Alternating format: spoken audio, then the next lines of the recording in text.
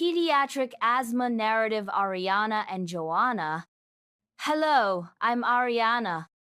This narrative is a fictionalized educational scenario created solely for educational purposes. It is not based on a real patient. Hi everyone, I'm Joanna. Today, we're taking you with us into the emergency department, where we cared for a pediatric patient experiencing an acute asthma exacerbation. We will demonstrate clinical judgment using Benner's competency of clinical decision-making. It's a busy afternoon in the ER when triage calls us to see a 7-year-old boy named Evan. His mother reports worsening shortness of breath despite giving multiple puffs of albuterol at home. When we approach the room, Evan is sitting in tripod position, leaning forward, visibly anxious. He's breathing fast, about 36 breaths per minute, and we immediately notice intercostal retractions. His oxygen saturation is 90% on room air. He's speaking in short phrases, and we hear audible wheezing even before auscultation. His mom tells us he's had cold symptoms for 2 days, coughing more at night, and that the inhaler only helped for a few minutes. No fever, no vomiting, no known allergen exposure. On auscultation, we hear diffuse expiratory wheezes and slightly diminished air movement on the right side. His pulse is 128, and he looks fatigued from the effort of breathing.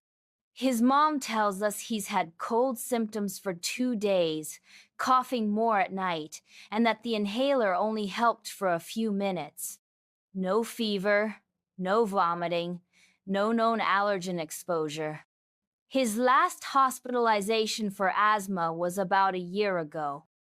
Based on the cues, we identify that Evan is having a moderate to severe asthma exacerbation likely triggered by a viral URI.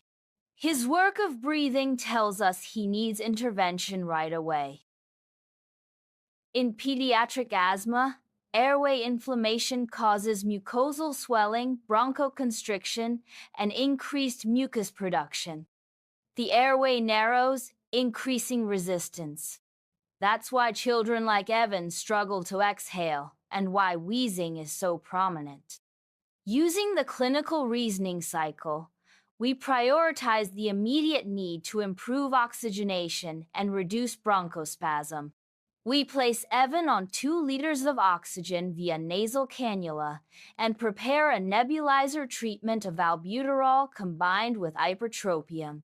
While the treatment starts, we stay beside him, coaching his breathing, keeping him calm. Anxiety can worsen symptoms, so helping him slow his breathing is part of the intervention. After the first nebulizer treatment, we reassess.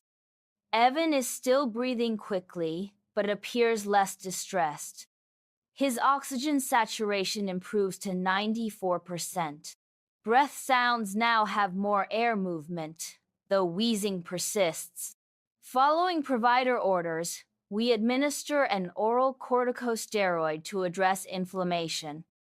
We continue continuous pulse oximetry and plan reassessments every 15 minutes. Watching closely for signs of deterioration like a silent chest or dropping oxygen levels, Evan begins speaking in longer sentences, and his retractions decrease. His mom visibly relaxes as she sees him improving. We take a moment to review their asthma action plan and discuss early signs of worsening symptoms to monitor for at home. This case demonstrates how rapid assessment and clinical judgment guide nursing interventions in pediatric asthma. Thank you for watching our presentation. We look forward to answering your questions. A 7-year-old child presents with an acute asthma exacerbation. The nurse has administered albuterol and ipratropium via nebulizer and provided 2 liters oxygen via nasal cannula. Which assessment finding indicates the child's condition is worsening? Select the most concerning finding. Oxygen saturation increases from 90 to 94. Wheezing becomes louder after the nebulizer treatment. The child begins speaking in full sentences, or breath sounds become markedly diminished in the right lobe.